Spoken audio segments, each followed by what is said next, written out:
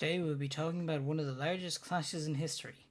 Two empires fighting for the domination of what seems like the whole world at the time. Rome and Carthage, and the First Punic War.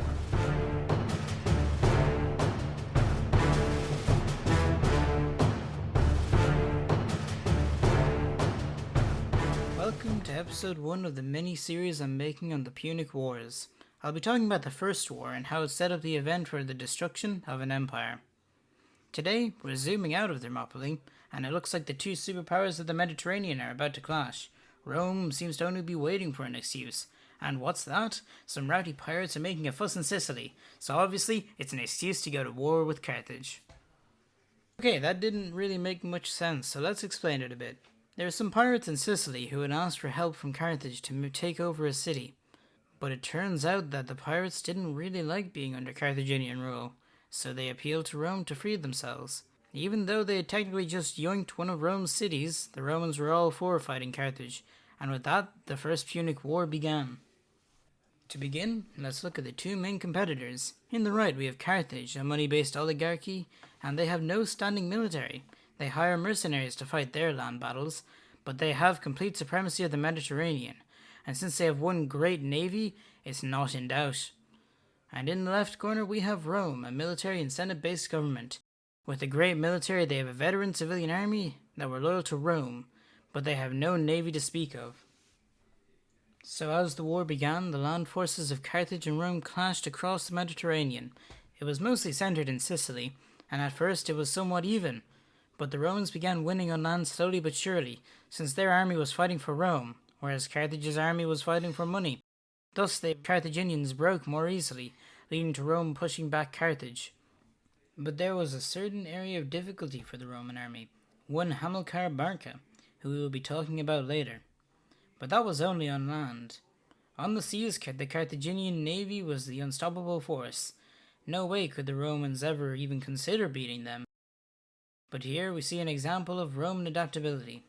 As the rumor goes, Rome had near no naval experience, so much so they didn't even know how to build a ship. But they supposedly found a few Carthaginian ships and reverse-engineered a whole fleet out of it. And it was with this fleet Rome set out to fight the Carthaginian navy. They failed quite a few times, but at certain key battles the Romans pulled out victories, like at the Battle of Cape Ecnomus. Both sides thought that they fought on equal terms, and the battle was begun by the Romans noticing that the Carthaginian line was thin. The Carthaginian centre had received Hamilcar's orders to fall back at once, with the view of breaking the order of the Romans, and as they hastily retreated, the Romans pursued them. But since the Roman formation was made of 4 squadrons and the carriers, the Romans only sent 2 squads to push the Carthaginian line, while the other 2 kept up guard of the sides, keeping the Carthaginian flanks at bay. This worked, and the front assault succeeded, and they turned around, outflanking the Carthaginian sides, winning the battle. In the end, 20 Roman ships had been sunk, and 34 Carthaginian ships had been sunk, but another 64 Carthaginian ships had been captured during the battle. With these victories at sea and Rome mostly winning on land, Carthage eventually capitulated. That was the end of the First Punic War, and since Rome won, they got to dictate the terms. They took Sicily and Corsica, including Sardinia, and with that began the long feud of the Punic Wars, and the beginning of the biggest wars of the ancient Mediterranean. Now notice that I said Rome was mostly winning on land. Well, that's because in Sicily there is an army, led by a certain man, Hamilcar Barca, a general in the Carthaginian army. When he returned to Carthage, his army asked for payment because, they're mercenaries and that's how they do things. But, Carthage is flat broke now, and could not afford to pay their armies. So with the small funds they had, they paid cheaper mercenaries and sent out Hamilcar to defeat his own army. With this, Hamilcar and his son Hannibal grew a hatred for Rome.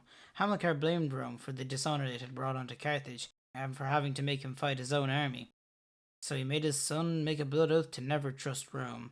Now since Carthage was broke and didn't really have a way to pay its reparations, Hamilcar with his army told Carthage that they would invade Spain to get some of the silver there, to repay Rome. But Carthage said they shouldn't because Rome had turf in Spain, and they were too afraid of Roman retaliation. So, of course, Hamilcar did it anyway. So in the name of Carthage, Hamilcar scooped out large portions of Spain, and if any Roman asked, he just told them he was just trying to repay Rome. and while that was technically true, this area was more of a private kingdom to the Barca family. He even founded a few cities, such as a small city that would one day grow to be Barcelona. Over these campaigns into Iberia, the mercenary army became a veteran army loyal to Hamilcar. But Hamilcar died in 228 BC, and his son continued his work, always remembering the oath to his father, an oath that will destroy a nation. And in the next 3 videos, we will discuss how this changed the world as we know it. Thanks for watching.